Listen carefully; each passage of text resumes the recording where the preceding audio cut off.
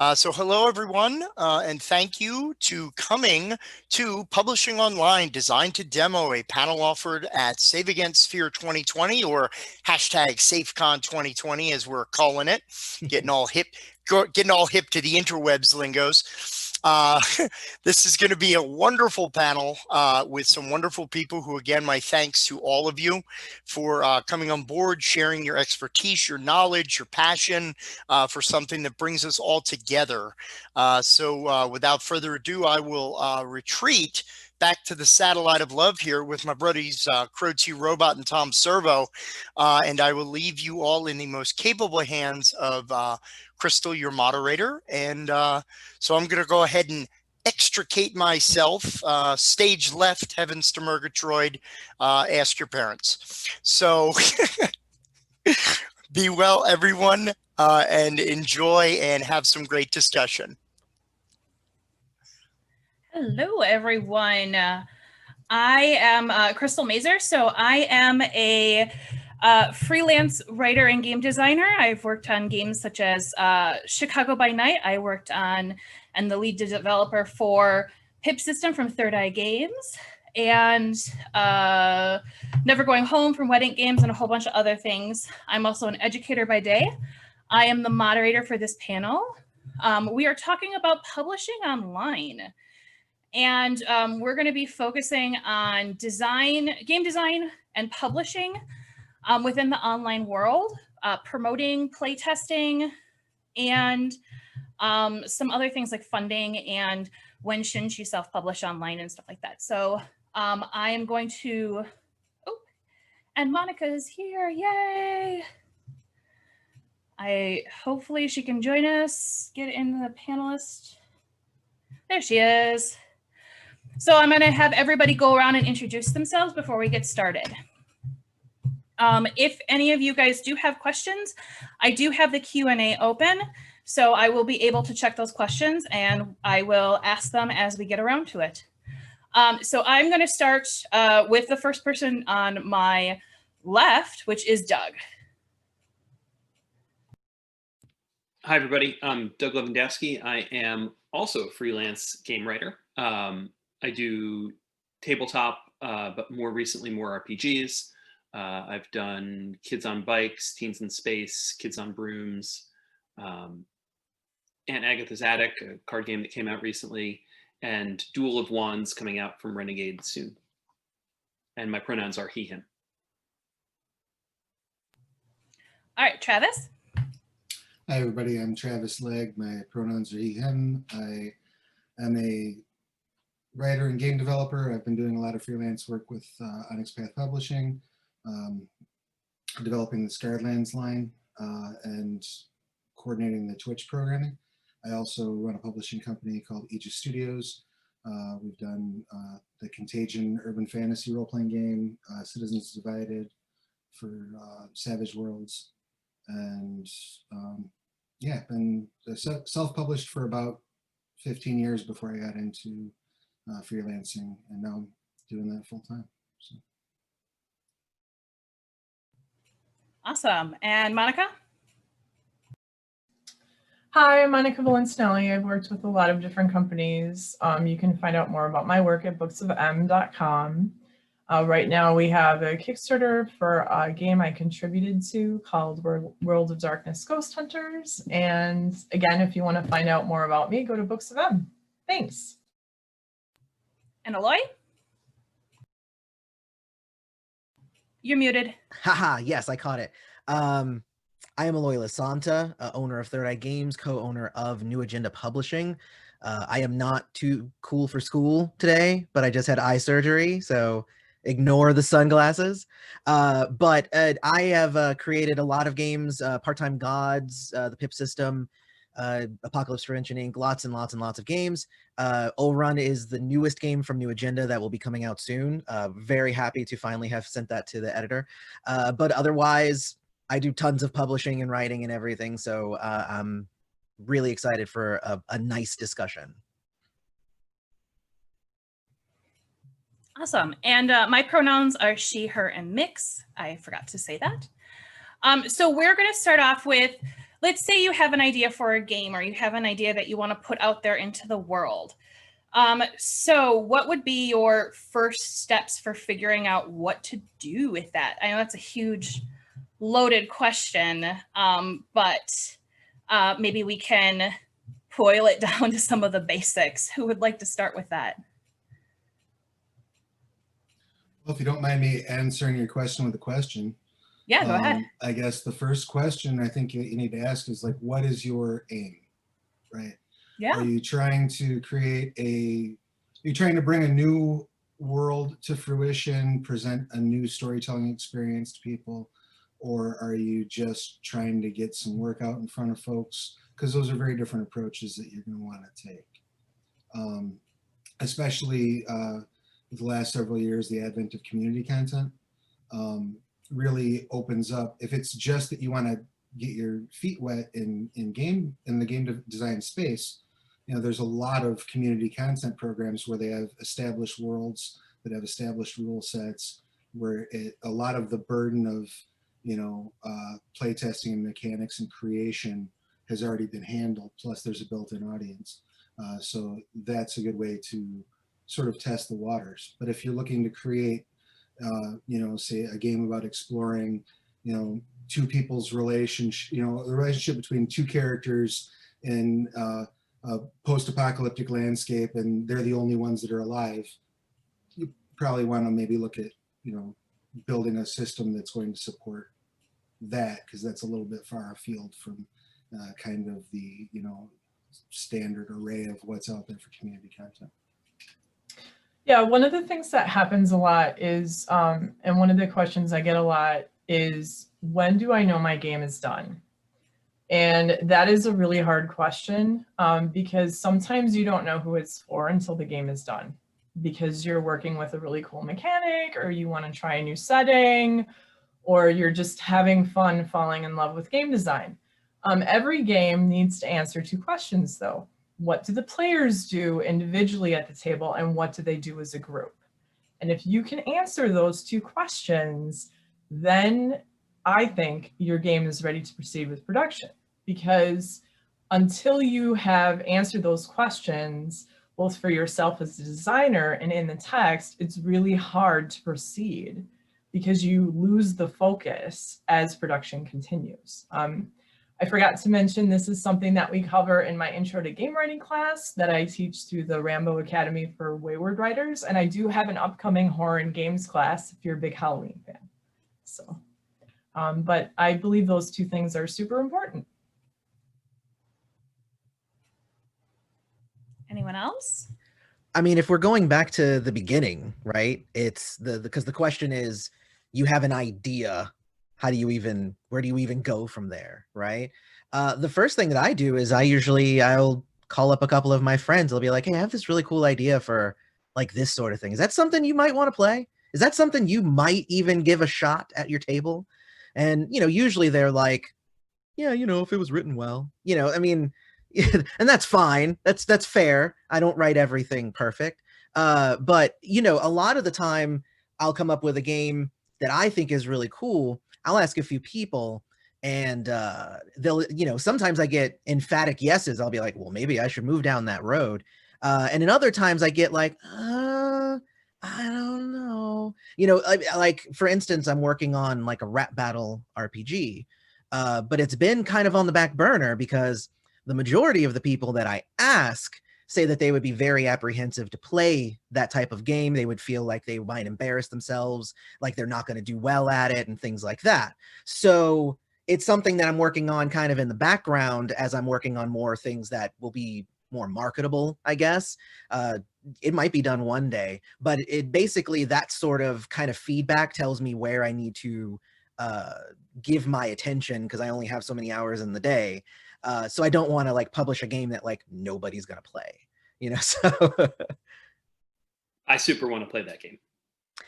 It's actually a lot of fun, just for the record. I've played it a couple of times just at my own table with some of my friends that aren't shy about that sort of thing. And it's fun. It's just rhyming games. It's like, it's not a big deal.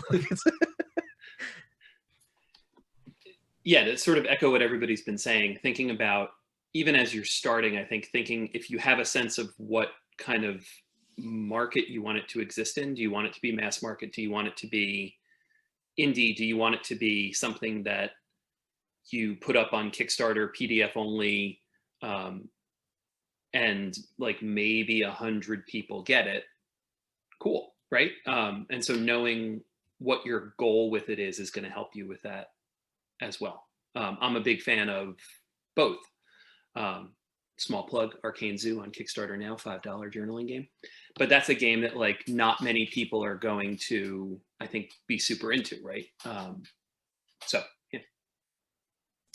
Yeah, I think there is something that can potentially be a trap, and that is try not to anticipate what people are going to consider your game until your game concept is formed. At least get past the concept phase, because sometimes there's a tendency to talk up a game and to talk about a game while it's in development, which is really good for players because they can see the progress.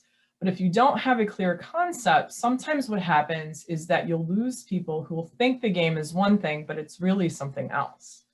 And I feel like there is something to be said for brainstorming in a way where you feel comfortable making mistakes, throwing out ideas that may not work, talking to people, as Eloy said.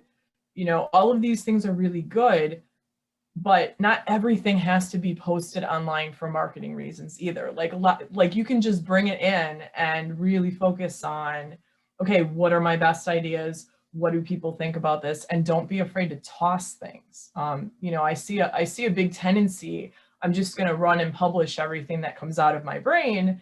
And while there is definitely a push to create a lot of content, at the same time, don't be afraid to be wrong and experiment, because sometimes that's where the best game design, both mechanics and setting, happen. I'll add to that a little bit. I also am not afraid to be confrontational. With my very first game, Apocalypse Prevention Inc., a lot of people were like, these are really cool, but like nobody's going to want to play one of the fish people because that's just like playing Aquaman. Everything happens in the water. And I'm like, my first source book is going to be about that then, because I want people to understand how cool they are. And, you know, so I'm okay with doing that. And honestly, what that did is it made me challenge that assumption that there's nothing that you can do with that type of character. And I'm like, no, you can do this whole book full of things with that type of character. And I think it's also kind of challenging, not only to myself, but to, you know, the readers. Awesome. So, okay. Are there any other pieces for the game design aspect that we would need to take a look at? Like, for instance, how do you start, when do you start marketing then? Once you get your concept and everything like that? And then what do you do after that? What are the next steps when you start talking about your game and you start getting a plan together? Where do you go from there?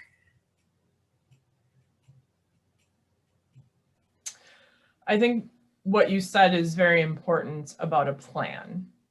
I think having a plan just to kick off, you know, some people like to kick it old school and do like a SWOT analysis, which is basically strengths, weaknesses, assets, and I think talents is the other one, where basically you list what you do and you don't have to produce your game to kind of see areas of, these are the areas I can lean into and these are the areas for improvement. But there's also something to be said for like a production calendar and an outline, because your thoughts in your brain are so amazing, but sometimes you need to work out those kinks, and the best way to do that is to come up with some sort of plan. I feel as somebody who has done professional marketing for a long time that marketing is ineffective unless you have a calendar and a plan and events that go on that calendar. And the reason why I say that is because taking on game production, depending upon the scope of the project, can be really big. It's a really big deal, which is awesome. But that can overwhelm you as life happens. You know, if something happens where you get into a car accident or you disagree with one of your teammates, or, you know, there's all these different things that can happen. By having milestones on the project, I feel like milestones will save your life because you're celebrating your accomplishments as you go. Because a game isn't just a thing that you make, it's a work of art. That's a journey that you take. So having those little milestones in place will really help you mitigate any sort of like problems or disasters for sure. So again, I'm pro plan. Another thing I'd like to add to that, just in terms of like where to spend your effort, I think a lot of that is again reflected in what is your aim. If you're going to create a game with an audience, you know, every game's going to have an audience. You're going to select what sort of target audience you want. I think it's important, especially with the prevalence of social media and the fact that for many people, it's literally the only way they're connecting with the universe right now. Being involved in those communities that are going to be the target market for your game will pay dividends, because then once you're ready to present that, you can bring that to these communities that you're already active in. And you know, if you're looking around and you're like, I can't find a community that is my target market, build one, make one. You know, if there's a thing that you're very passionate about and that's what you want to put out in the world, you know, starting a Facebook group's free. You know, you can start working on those sorts of approaches. Again, it's a lot. The approach you're going to take is going to be a lot about what's that end game, you know, idea. Where do you want this to go? Do you want this to just be a thing you throw up on itch and hope that you get a few bucks off of it? That's a very different marketing approach than, you know, I just invested $15,000 in art on this book that I need to make back, on top of hopefully, you know, one day making a profit. You know, you have to tackle those two things very differently. But a plan is, as Monica said, is absolutely vital to both of those things. Stumbling around blindly only works for very, very, very fortunate people. We usually have a lot of money to throw at problems that crop up when that happens. And again, I think it comes back to the purpose, right? So developing a strong marketing plan, if you want to go big, is really important. If you want to stay small, then engaging with the community and, you know, like Monica said, sharing your ideas, even if they don't work out, can be really powerful. And letting people see that process, especially if you're thinking on a smaller scale, that can be, if your goal is to create and get feedback and have people see it, then that might be enough for what you're after. So I think it's like people have been saying, coming back to the idea of what are your end goals here? What do you want out of this? What does success look like for you in terms of your game? Is success somebody emails you and says, I just played this and I really enjoyed it? That looks like one thing. Does success look like I'm quitting my job and I'm doing game design full time? It's very, very, very different. Just kind of a combination of what everybody else has already said real quick. I feel like I run my mouth a lot online. So I'm talking about constantly what I'm working on. And sometimes it actually comes to fruition and sometimes it doesn't. And it happens. And then like years later, I'll be like, hey, what happened to that game you were working on like 3 years ago? Oh yeah. I stopped working on that. But what I want to say real quick would be like, even if you're putting stuff out there, you don't have a community, you know, things like that. The game, when it comes out, might be the thing that then creates all of that hype and everything. So if you're trying to do the marketing up front and you're maybe not getting as much feedback as you might think that you deserve or that you should be getting, that's not always an indication that your game is bad or that it won't do well. So I would be like, just work hard, get the game out. I am actually, as much as I run my mouth, I'm also really terrible at selling my games. So if somebody says, well, tell me about your game, I'll be like, well, here's my book. Read like the first 15 pages. You'll know if you like it or not. you know. So, but if you ask me about it, like, I'll be like, it's hard for me to sell myself. I feel like the game, you know, should sell itself in that respect. All right. So, so let's say hypothetically you've gone through all this process, you have a plan in place, and now you're trying to figure out what type of platform you want to go to. Let's talk about the two-ish kind of aspects of publishing, which is self-publishing and professional publishing or publishing companies. Who would like to talk? I do want to point out, because this is something that comes up a lot, self-published games are still professional because you're offering something for sale. So if you want people to spend money on your work, make an awesome game. I'm going to let somebody else jump in. Well, what I'll say is when you start down the line of game design, you need to know whether you want to own a company, because that involves taxes and accounting and all of that stuff. If you really just want to make a game and get somebody else to actually do all the hard stuff, that's also possible. And that's just a choice that you need to make at the beginning, but I don't think has really any like real bearing on the game itself. That's more like a behind the scenes, you know, sort of thing of whether you want to be the one to put it out or if you trust somebody else. So that, because that's the main reason like why I started doing a lot of self-publishing, was because I would write stuff as a freelancer and then I'd get the final product and I'd be like, they changed like 8 things, like, and those things I really liked. Like, what's up with that? Why'd they change that stuff?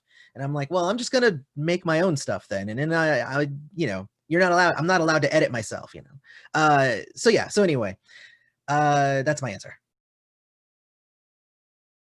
I was going to say, I mean, there are clear benefits and drawbacks to both situations, right?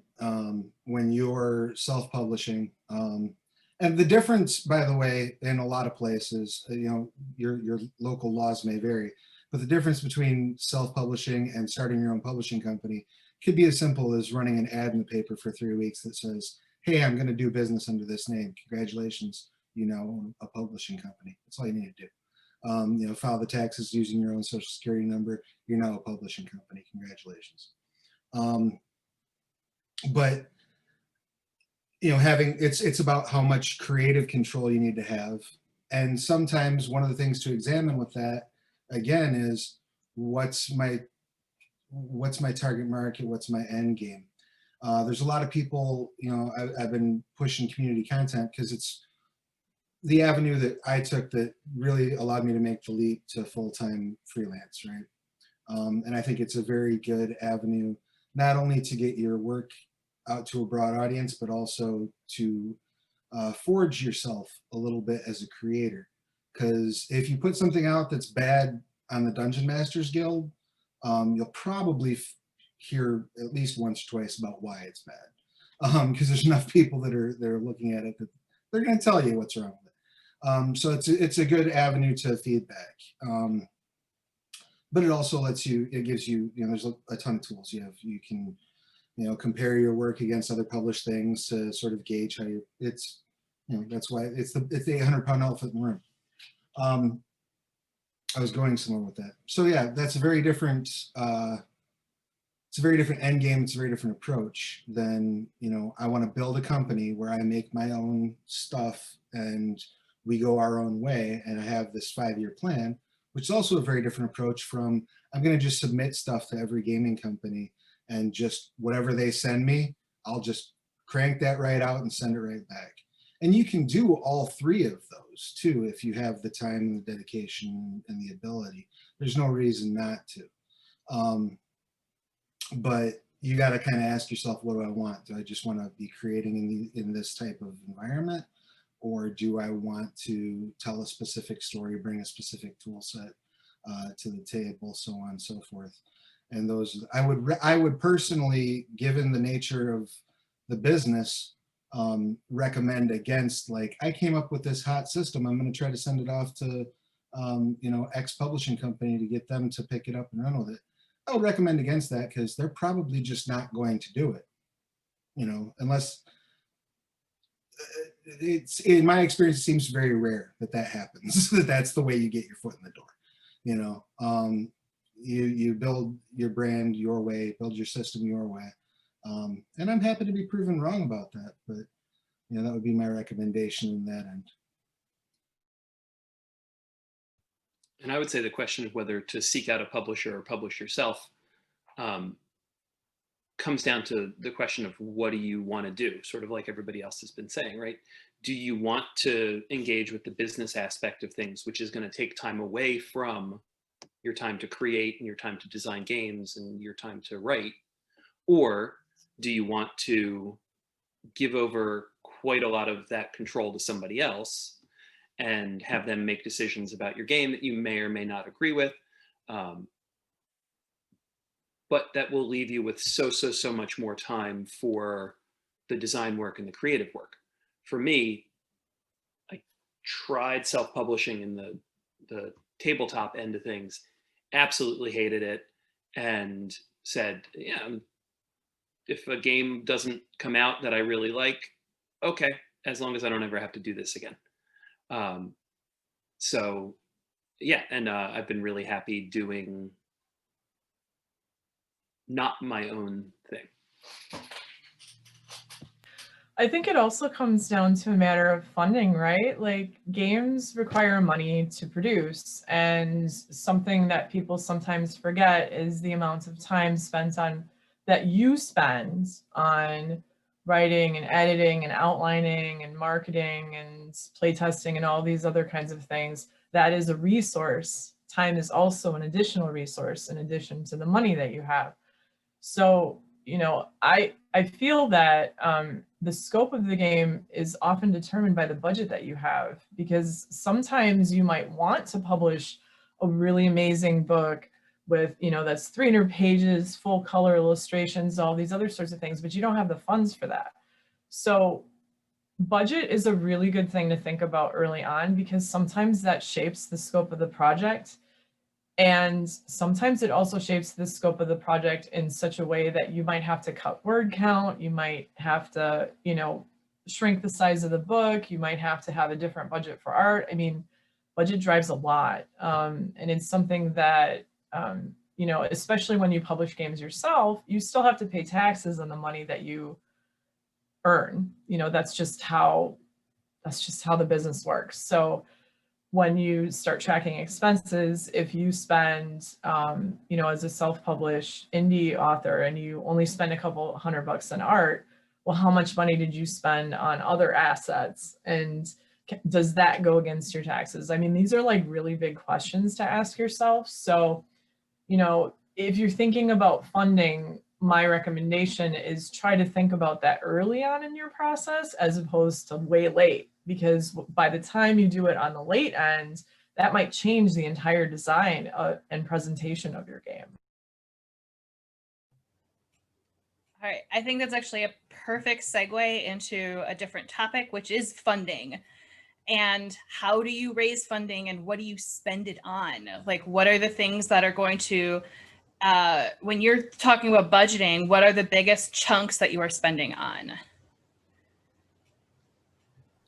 When I started, my very first game cost me $800, and that was art and an editor, and I did everything else.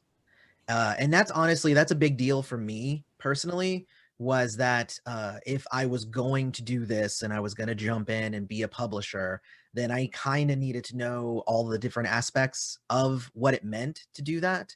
So I taught myself layout, I taught myself art direction, all of these, like, you know, editing, all these things. I know how to do everything, even though I don't do it all anymore. But at least I know how to do it. So if I have a layout person who's just like, oh, well, you know, it was really difficult for me to do this and it's going to cost this much, I'll be like, look, I'll just do it myself. So I'm just saying. But no, so for me, like, that barrier of entry is basically, it depends on how much work you're willing to do yourself. If you have to budget for all of the different aspects of it, proofing, editing, layout, art direction, art itself, all of these things. And if you have to pay somebody else to do everything, then you're going to have to cough up a lot more than if you're willing to learn how to do some of it yourself. And, you know, cheers to anybody who can actually draw and game design, because that is not me. And I spend the majority of any budget of any book that I do is spent on art. Yeah, for me, it with the smaller projects I do, you know, like the PDF only Kickstarter stuff, it's art and graphic design. Unless I'm working with a co-designer who knows graphic design, I call up my buddy Matthias and I say, hey, and he says, you again, and I say, yeah. But so it's art and graphic design. I do the editing myself, and the art direction myself as well. Art costs money. There's ways to mitigate that. I think we spent $500 on the first game that I published, and this was in 2002. And I think that was the bulk of that was spent on stock art, which is the option I will recommend to anybody that doesn't have a corporate budget behind them. Exhaust stock art resources first, and then once you go beyond that, you can start looking. It's a big wide world and a big wide internet full of very talented people who are able to work at a rate comfortably in their local economy, where they're making a comfortable wage for it. That might be more comfortable. That might be easier for you if you're in, you know, like the States or Canada or, you know, Europe, things like that. Your dollar might stretch a little further depending on where you're reaching out to for art. And, you know, we live in the internet age. You know, check out people's art stations and their DeviantArts and reach out and try to say, hey, you know, what can we do? You know, I'm obviously, you know, when somebody quotes you their rate, you hit their rate, you get them that money, because that's, you know, if your dollar is going to stretch further by hiring artists that are in, you know, South America, for example, you know, they're going to know what they need to charge you. You know, what I'm saying is don't haggle if you're going into the international art market. You just say, here's your money, you know, and get it. And you get fabulous art, and a lot of it is going to be less expensive than hiring somebody who, you know, because they live in America and the cost of living is insane, they have to, you know, charge, you know, 5, 6, 7 times more. So what I'll say is exactly the opposite of what Travis just said. Always haggle. Just don't haggle to a point where you're like ripping the people off. But like, no, because this is what I'm saying though, right? Is like, it's not as if like, you know, oh, well, I need $500 per piece. Okay, cool. I love your art. Can we do 400? And then I can actually, if I buy maybe 4 or 5, can I get it down to 400? Like, I don't see that there's a problem with that sort of thing, especially if you're going to be buying multiple pieces. But don't haggle, be like, oh, if 500, I only have 50. So how about that? Like, no, like, obviously not. Go find a different artist that'll do it for 50. Well, and that would be my one counterpoint is, rather than haggling, you can always find somebody at a different rate. Yeah. But yeah, in general, I do agree with what you're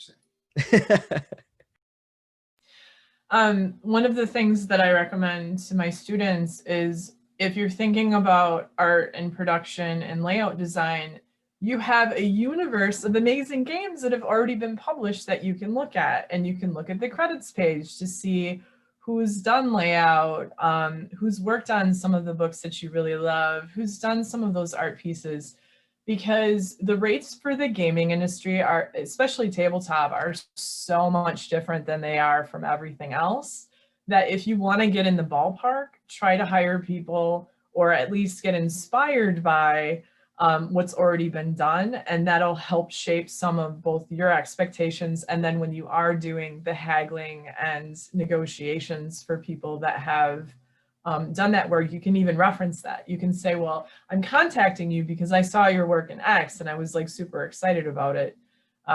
Giving compliments for people on their work really matters when you're trying to work with them, because you're excited about what they can bring to your project, and that helps the overall project, because as the people who work with you get enthusiastic, then everybody else will too, and that really shows. And I would say in terms of haggling, haggle within reason, right? Like you were saying, my rate's $500, I have 50, nah. My rate's $500, I want 10, can we do it at 400? Like, perfect, right? And then the other thing that I would say is, especially if you're doing a crowdfunding kind of thing where there's going to be a timeline at the end, to me, anytime I do the smaller projects, the art is done before I hit the launch button. In the first thing I did, we didn't get the art done ahead of time, and that was a huge delay. You know, there's the old saying that you can have something done fast, inexpensively, or well. Choose two.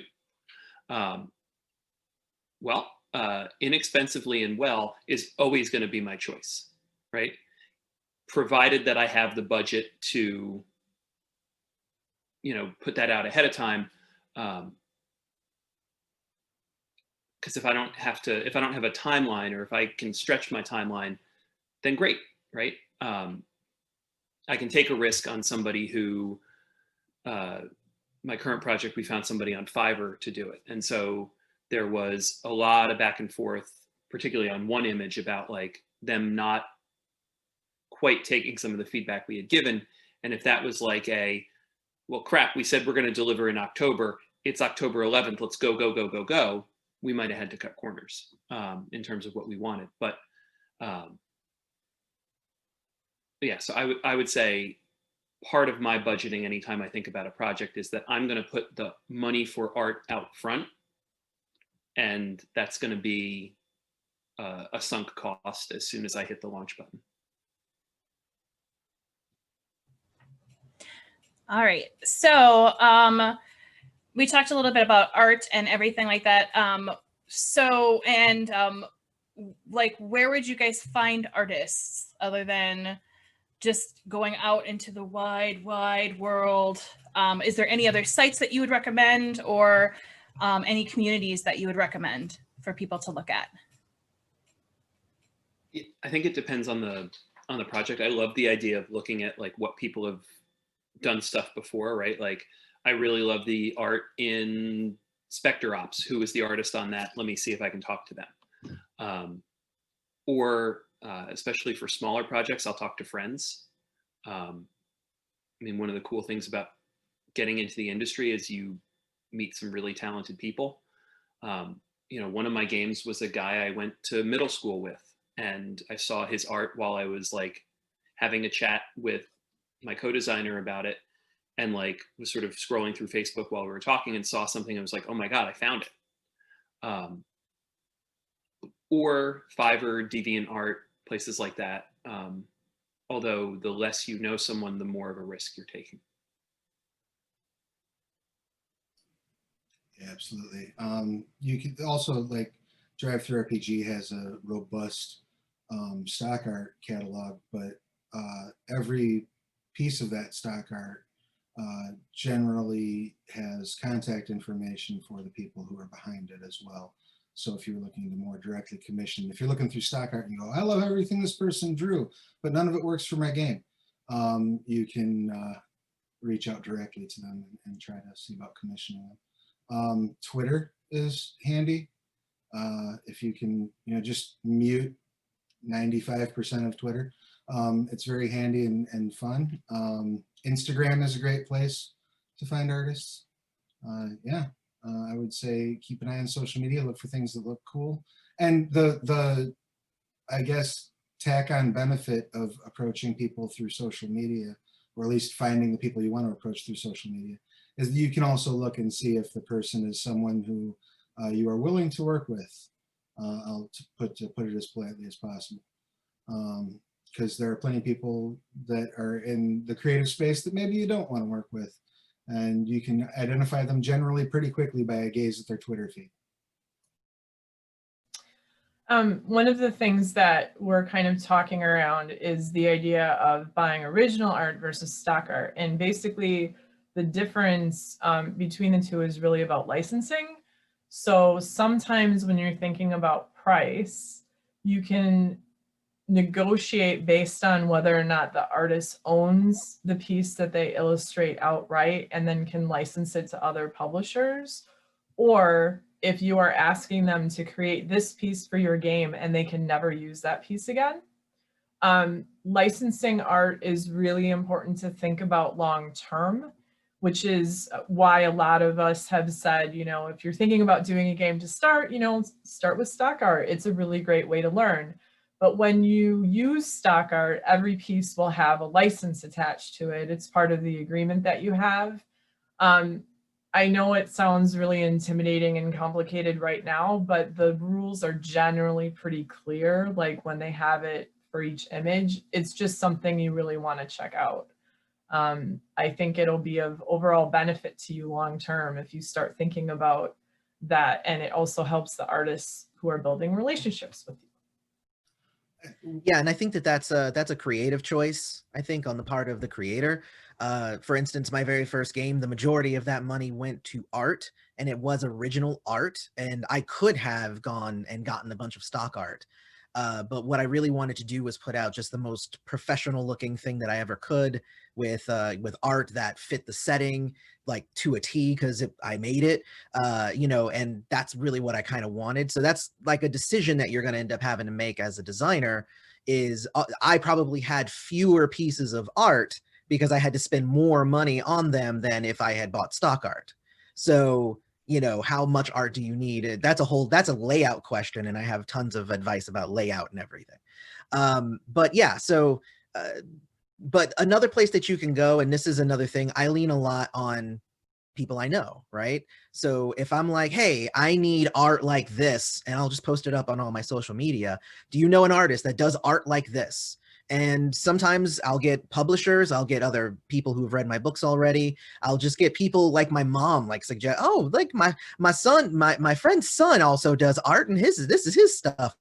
And you can just get a lot of just interesting, you know, links and stuff to different artists that you might not have known, or that you might not have been able to find if you had just gone and looked. So I think that that's a big thing. But conventions as well. I've actually, the fun part about doing publishing, especially in the game industry where it's such a small kind of close-knit community, is that some of my artists are like super good friends now because I met them at a convention. I loved their art. I hired them again. Then we hung out at a con, and then we did a bunch of stuff. And now if I'm ever in town, I go stay at their house. You know, it's just like, that's the kind of working relationship that you want. And obviously you can't have that with every artist. But I have that with like a good number of my artists, actually. Funny enough. But no, I mean, because I think that it's really worth it to really build those relationships and not necessarily just treat it as like, I need art, here's your money. You know, it's like, no, it's like, I have really amazing artists, and this is what you want to look for. I have really amazing artists that I can be like, I want something like this. And they'll be like, it's not like this. And they'll be like, oh, that is better than I ever could have thought of. And I have like 3 artists that do that for me. And I use them constantly because they're amazing that way. And once you find an artist you trust, they'll be happy to tell you, I can do this or I can't do this, right? So the person I collaborate with most is Heather Vaughn, who's done almost all of the work for Kids on Bikes and Teens in Space and Kids on Brooms. And if there's something where we want something that's out of her wheelhouse, she'll say, oh yeah, there's this person, this person, this person. And artists are happy to recommend other artists if it's something that they don't want to do themselves. She's described it as like, I could do that. It would take me twice as long and I would hate every minute of it, but I could. Or this person could do it for you and have a really good time and would charge you less.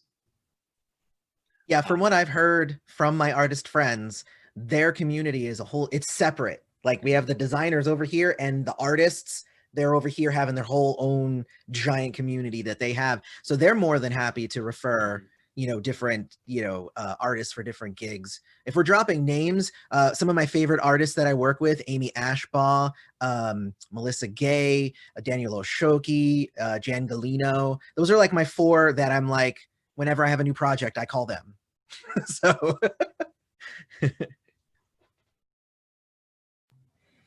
All right, and a question in the chat, or what are advantages and disadvantages for using art that can be used elsewhere versus art that can only be used for your game?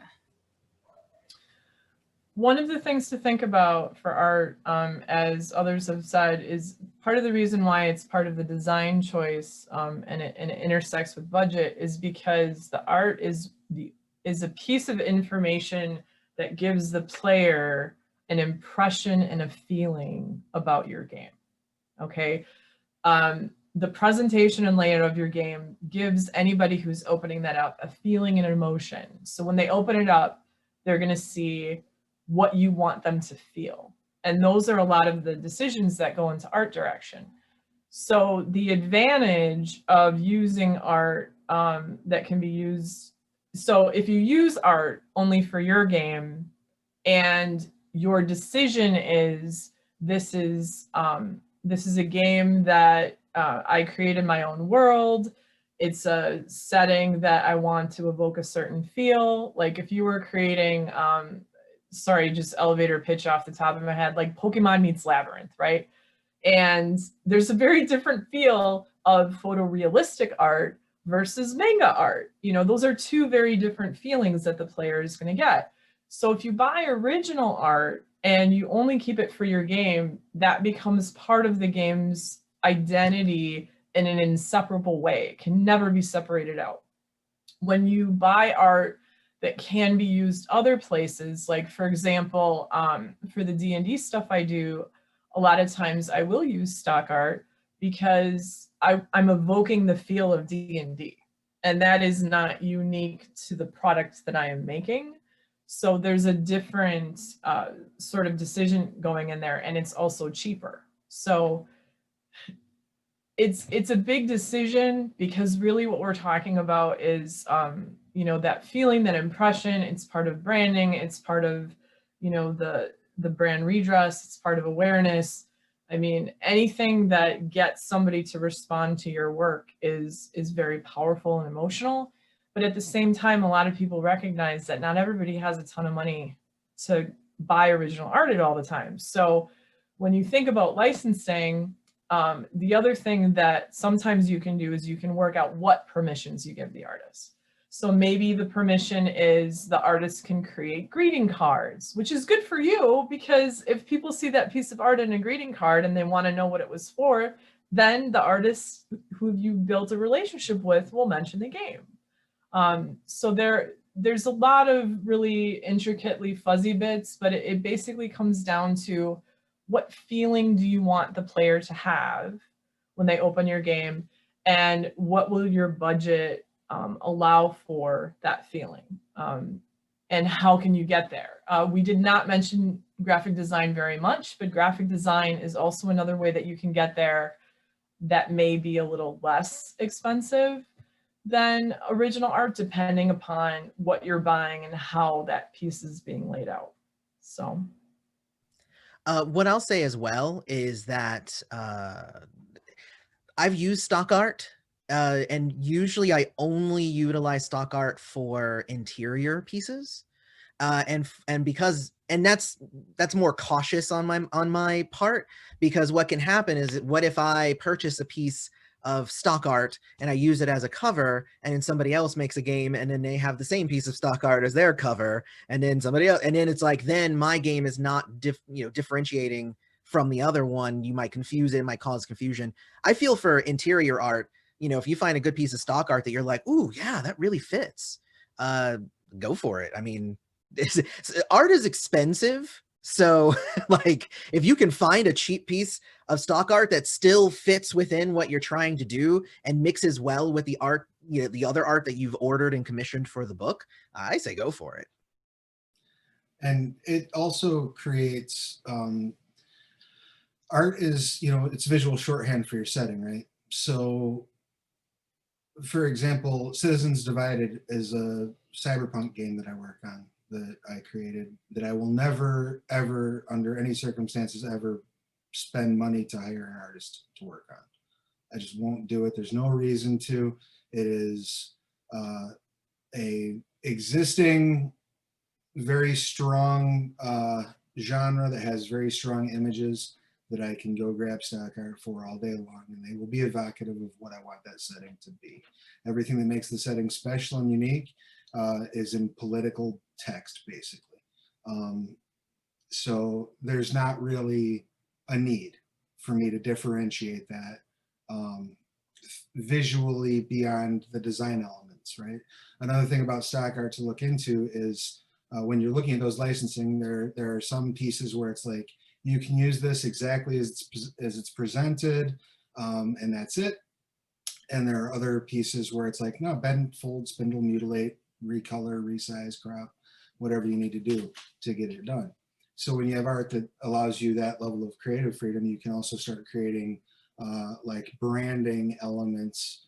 So what goes on the cover as the main image can still be differentiated and defined by the branding elements that are around it, the ways that you're mixing these things together. You know, it's remix work. You know, it's visual remixes. If you can do that, or you know somebody who can do that, I would recommend that as well. All right. So another aspect that personally I feel is very important that we haven't really touched upon is editing. And the importance of having an editor and the different types of editors that are out there. So when you're doing a game design, what type of editors are you going to look for, and where would you find them? So I'll answer. There are 3 major types of editors that you end up using. One is a development editor. One is a copy editor, like actual editor, and then another one is a proofer. Those are the 3 stages of editing that we use at Third Eye Games. And the development editor is mostly in charge of making sure that the rules make sense and there's context, and you're not saying one thing here and another thing over here, making sure it all falls within the writer's guide and whatnot, just generally making sure that the product is good.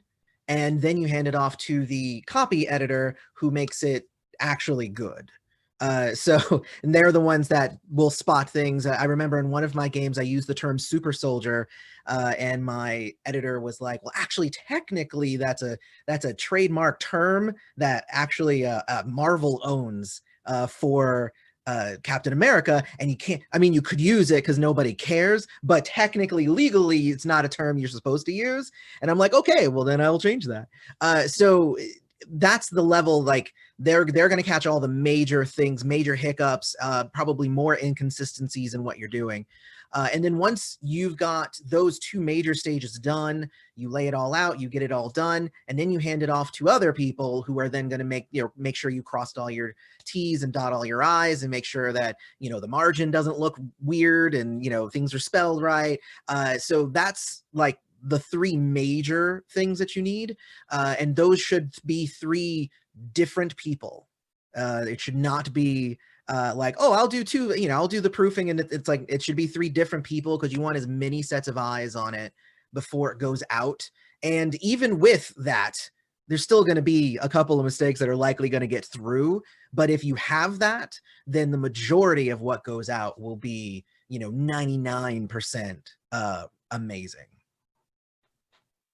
I would disagree just slightly about, I think the continuity or coherence editor and the copy editor can be the same person, with a very specific person, and you're going to pay them more.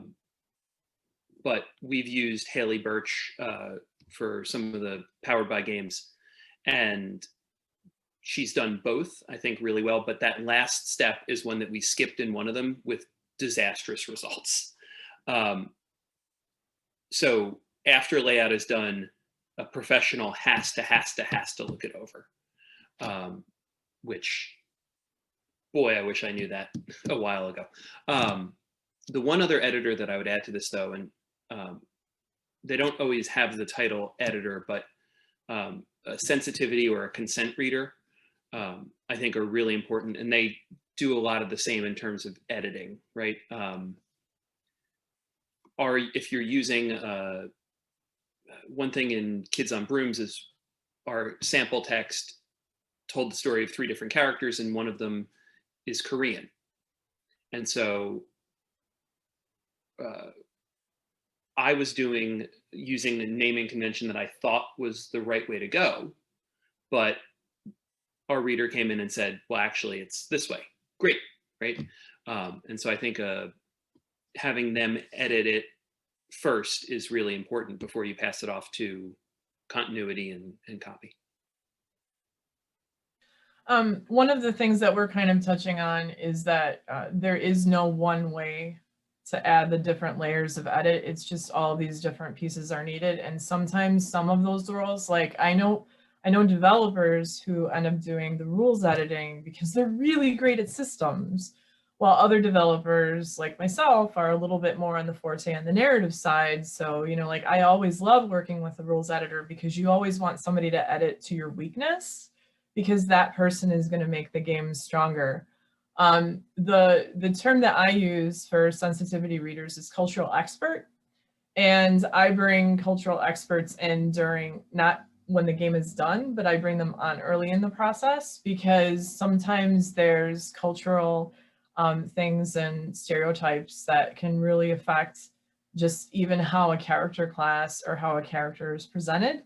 So I feel like it's, for me personally, it's really important to pay them and bring them on earlier in the process than later, just because specifically for games, it's a little different with prose, like fiction and prose, because it depends upon if you're talking about just the concept or the full manuscript. I mean, there's different ways that that can come into play.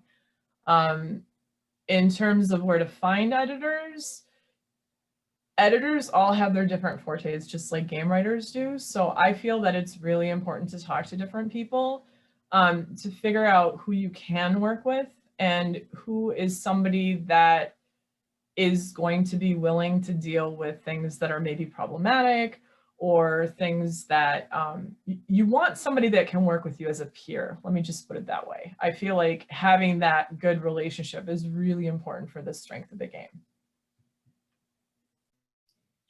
Absolutely. The only other thing I'll say about all that is prepare yourself that once you have run your book through a developmental editor and a continuity editor, 5 proofers, 3 sensitivity readers, and a partridge in a pear tree, you're going to get that book back from the printer, open it, and immediately find a typo. That is Gaiman's law, and it is unchallenged. Too many people, I think, strive a little. I'm not saying don't be professional, and I'm not saying don't do your best work. What I am saying is understand that perfection is unattainable, and if you hold until you can achieve perfection, you'll never take your first shot. So do your best with the tools that are at your disposal. You know, if you can't hire a proofer, ask a friend to look at your book, preferably one who you know is not afraid to tell you when you're full of crap, because they'll also tell you when you have a typo. If you have a friend or a family member that says, oh, everything you do is what that picture you drew in 4th grade is beautiful and it's still on my fridge. You know, Ma, it's a stick figure. I appreciate the enthusiasm and the support, but you know, can I get some honest feedback? Don't send them that. You know, that's not going to do any good. But if you have somebody in your life that you can trust to give you honest feedback, you know, you can replace some of these parts by handing it off to that person, by, you know, drawing in friends and family, things along those lines.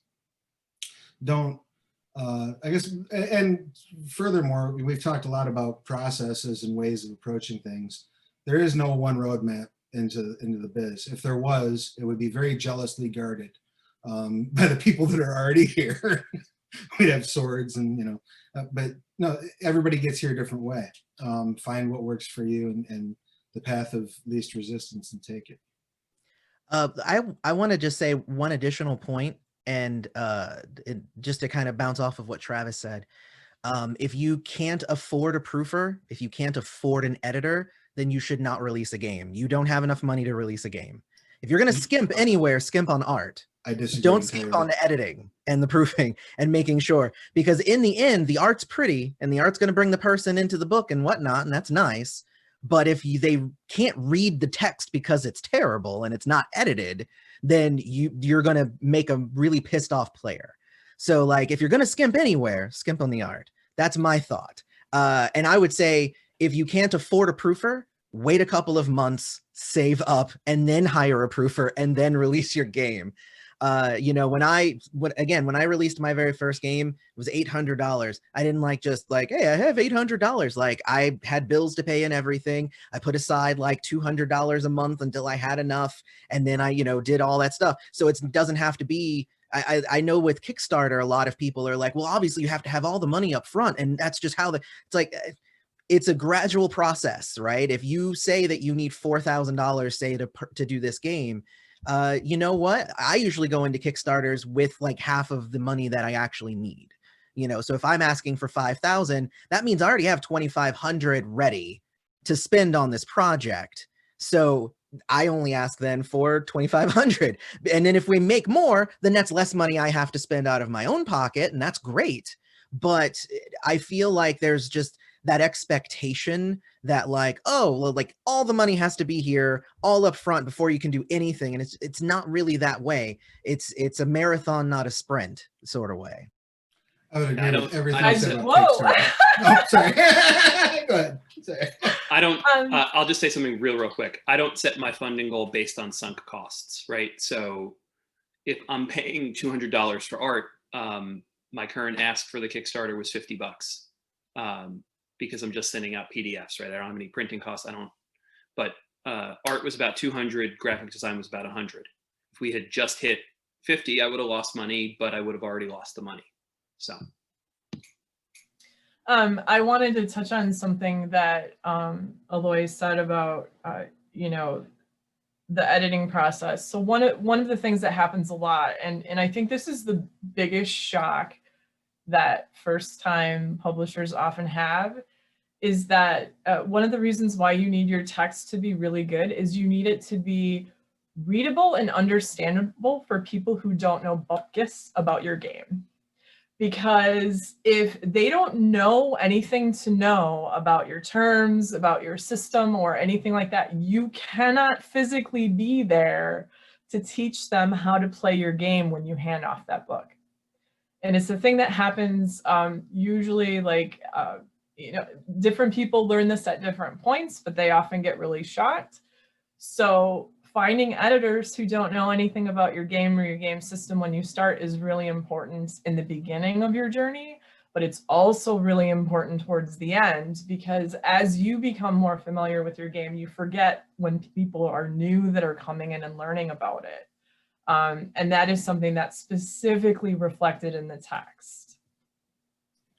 I do agree with all of that. And I agree with everything you said about Kickstarter. But especially if you're not getting a book printed, that's, I guess to clarify, if you're printing your book, you absolutely would be very foolish to not put money into a proofer. If you're putting your book out digitally, your audience is going to let you know if you screwed up. And I know people don't like me saying that because it waves away some of the image of professionalism in what we do. But the fact of the matter is A, it's true, and B, it's easy to fix. If you're doing a digital only release, yes, do everything you can to make it the best it can be. I'm not saying, just throw your hands up in the air and say, forget it, don't worry about it, I'm not going to do any quality control. But what I am saying is be realistic about what quality control you can do. You probably can't afford a copy editor, a developmental editor, and a proofer, and multiple proofers. You probably can't. And if you can, then why are you watching this? Just pay somebody to tell you how to make a game. That would be my perspective on it, based on my experience. If you're releasing digitally, there's going to be mistakes. Wizards of the Coast makes mistakes all the time. They release updates in errata. you can do that too. I just to push back a little bit, I think it depends on how many mistakes you feel like fixing.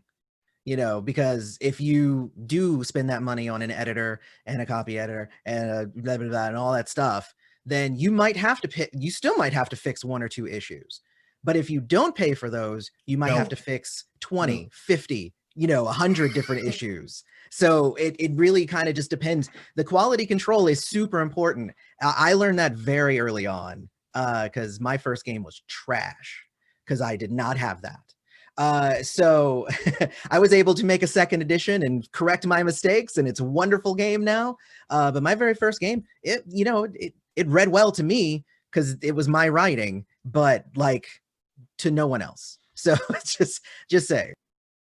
I'm also in disagreement with Travis, and I'll tell you why. So I did a really weird humorous gnome called A Happy Gnome. I believe, Travis, you helped me create that character. I love it. And I wrote about him and I put him up for charity. I managed to get an art piece from one of the players in my group and I was super excited about it. I am a writer. I've been a writer a long time, so I did the best I could and I put it up. And I was very comfortable with the fact that there were no typos. I had somebody proof it. I went through all of those things. And I did spend time on it because I wanted to make sure that it was a good product. I got work out of it. So the thing is that I'm of the mind, if you are attaching your name to work that you are then offering for sale or for charity or for something like that, you don't know who's going to read it. Now I'm writing for basically interactive fiction for kids in a mobile app. So, and that's how I got that job, was from this funny little weird D&D thing that I self-published. So it's something to think about for your personal goals. But when you offer something for sale, you don't know who's going to read it. And I feel like that's really important when you're thinking about quality, because you could get more work out of it. And if that's one of your goals, great. Think about that when you're putting your concepts together. If you have a different goal, which is, I'm not sure about this thing and I want to learn and grow, I'm going to throw this up for sale and the community is something I'm more interested in, I feel like that's a different goal. But you never know who's going to read your piece. I would agree entirely, but I would also say, though, I mean, I guess again it comes down to what's your end game, and don't let that paralyze you. Unless your end game is, I need to put something out first shot that's going to be portfolio quality. I mean, you can start from there, and that's fine. You would not, I don't know that I know anyone in the business that the first thing they ever released was like something that they look at today and are like, I am super proud of that thing. I did a great job, knocked it out of the park. You're going to learn, you're going to grow. Give yourself permission to fall on your face. Well, and Travis, I'm not saying that being in game design isn't a journey, because every project that you work on is absolutely a journey. The other thing, though, is that your goals are going to change over time. So as long as you're comfortable with the choice that you make and you're willing to own that, that's all I'm saying. But yeah, there's different perspectives out there based on people who have done different things. And sometimes it's also valuable to talk to them, because maybe for yourself, when you make those choices for yourself, you'll have a better understanding of, just a direction that you want to go in. But certainly your goals definitely change over time. Absolutely. All right, so I think to round out this discussion, we're going to have a quick thing. We're going to talk about playtesting, because we kind of touched upon it. Because, that's going to be quick. But I think the biggest thing that we need to focus on is what would be like when you're doing playtesting, how do you determine your goals, and when do you determine when you stop? And how do you elicit productive feedback? Let's focus on those and go from there. Okay, I can sum up my thoughts really quickly and let everybody then let everybody else go. So you can do a beta and offer it for sale. I did that for the Firefly RPG, and this allowed us to get immediate and really good feedback on the game that people played and helped, fund and got a lot of vested feedback in. But I will tell you right now that I will not run any playtests for any game I do, because I do not want to be there in the position of a power dynamic, but also as the creator and as somebody who knows the material, teaching somebody even subconsciously how to play this game. If I run a playtest, I want people who are not familiar with the game to run it without me there, because that's where I'm going to get the best feedback. And how I get that feedback, always, always, always have a survey. And always, always, always have goals in that survey. Make it short, 10 questions, what you're looking to get feedback on. Get enough feedback where you get a sense, because you'll get a bell curve, right? There's people that are going to love it. There's people that are going to hate it. And then there's those people in the middle. And then from there, you can stage out, okay, I'm not really sure. I need to get more play testing. And you can make further decisions out of that. And then just very, very quickly, one of the things that I do recommend is try to figure out some way of rewarding your play testers, because they are a part of your journey. Whether that's giving them a free digital copy of your game, crediting them in the game credits is really important, giving them coupons, anything that you can think of, because they're taking time out of their schedules to take a chance on you. And that's super valuable, but also it's super important to the overall game design community. For me, in terms of being there and not being there, for the early play tests, I want to be there and I want to watch very carefully.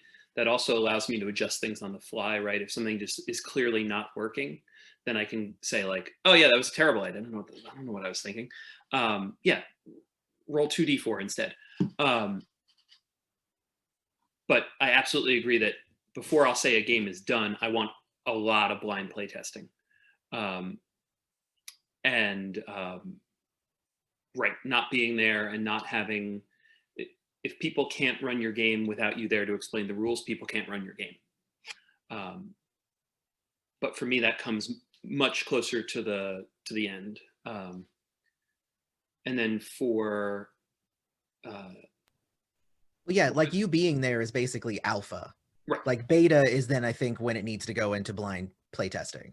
Yes. Right? Like you being there is like, we need to just make sure that it even works at all first, and then you move on to now see if you can explain it now that I know that it at least works. I even stick around into beta testing. Like the game that I'm working on now, we're running online and there's a lot of like behind the scenes stuff that has to happen because it's going to be a physical game, but we can't do that right now. But yeah, I think at some point in the beta process, you for sure have to shift over into blind. What were the other parts of the question? Sorry. So how would you elicit constructive feedback, and when do you know when to stop? Surveys 100% agree with that. And I have 3 questions that I pretty much always ask in addition to any specific questions we have about it. If I were to tell you that this game is going to Kickstarter next week, what's one thing you would say you need to fix this before you do? And if I were to tell you that we are so frustrated with this game and we're scrapping it and going back to almost ground zero, what's the one thing you would say, don't touch this? And that obligates people to tell me something that they really like and something that they really don't like. But then in the way that they respond to that, you're able to tell how bad is it, right? If they say, well, I have to tell you one thing, then I guess I might sand that down a little bit. You're in good shape, right? If they say, oh yeah, one thing, next week, huh? Right? Then you're in a very different situation. And sort of the response to that is a good way, for me at least, to know how close it is to done, right?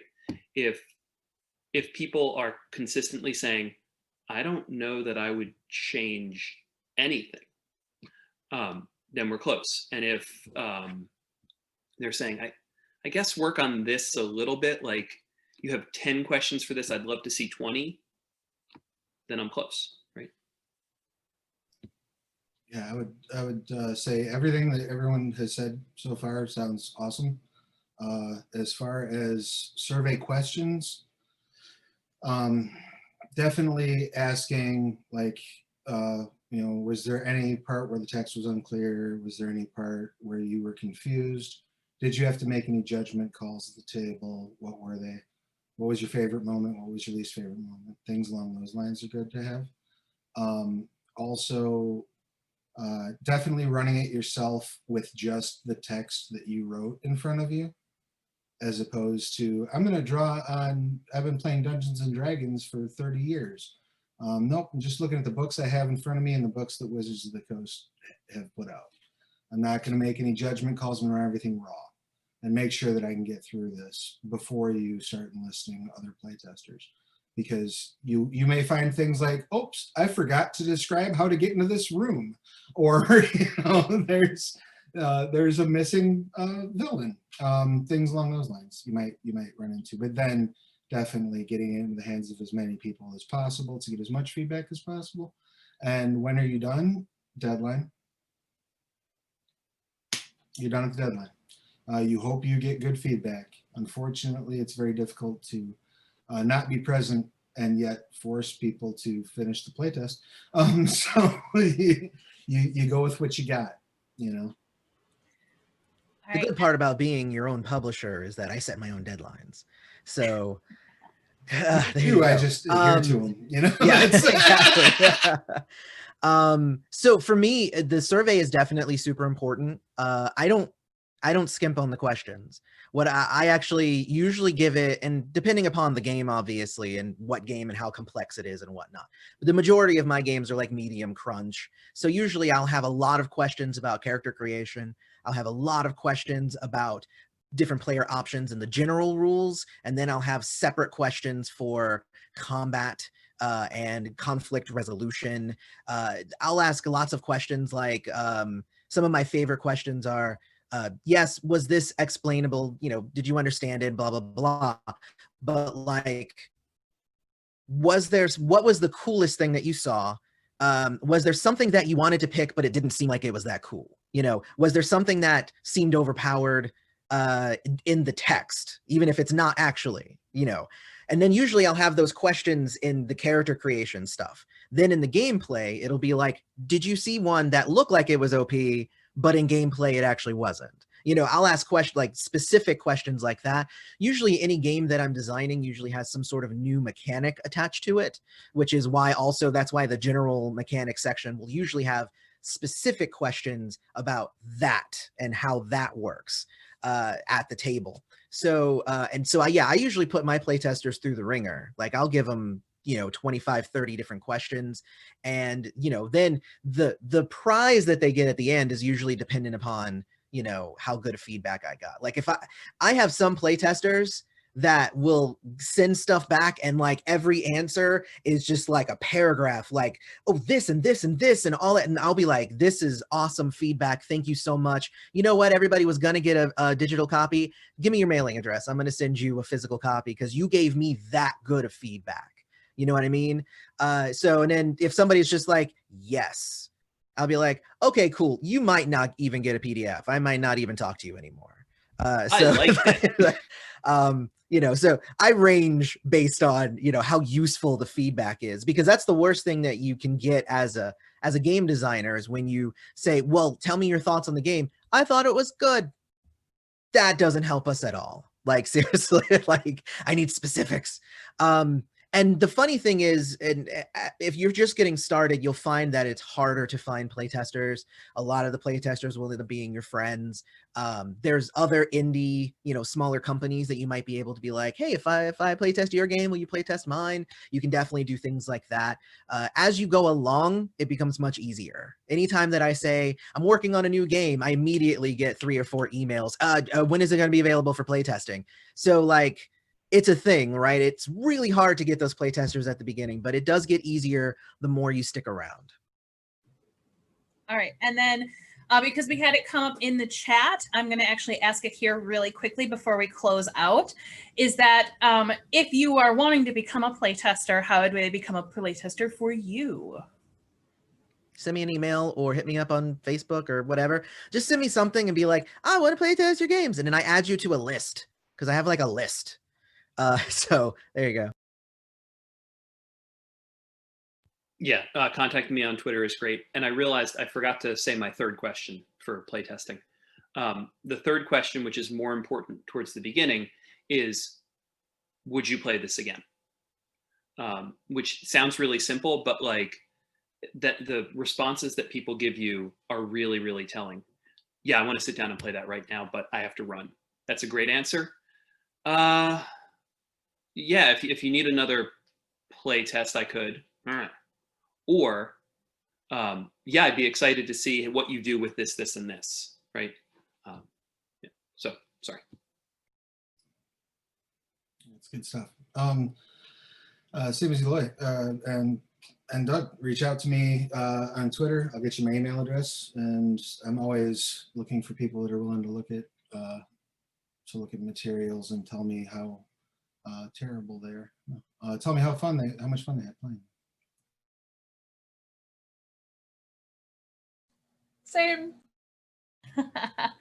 All right. Well, then to round it all out, if there is some place that you would like to have people go to find you, or buy your products or anything like that, please share that around before I close out the panel. Let's start with Eloy.